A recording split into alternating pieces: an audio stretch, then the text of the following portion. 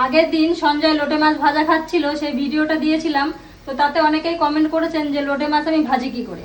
তো আজকেও আমি লোটে মাছ রান্না করছি, তাই আপনাদেরকে একটু দেখিয়ে দিচ্ছি আমি লোটে মাছটা কি করে ভাজি। এই দেখুন কিছুটা ভেজেছি, এরকম খড়মড়ে পুরো ভাজা হয়ে গেছে। এই দেখুন এভাবে লোটে মাছগুলো কেটে নিয়েছি, আর কড়াইতে একটু বেশি করে তেল দিয়েছি।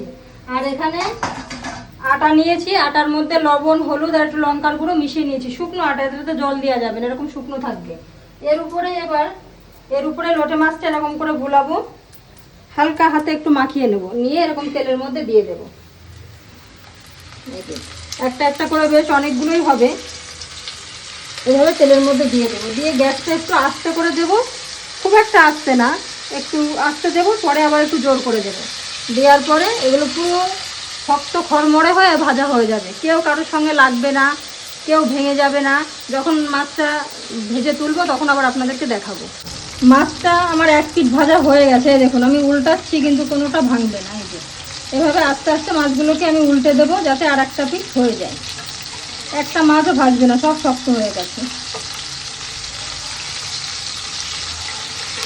দেখুন এভাবে আপনারা বাড়িতে চেষ্টা করবেন, দেখবেন এই মাছটা খেতে খুব ভালো লাগবে।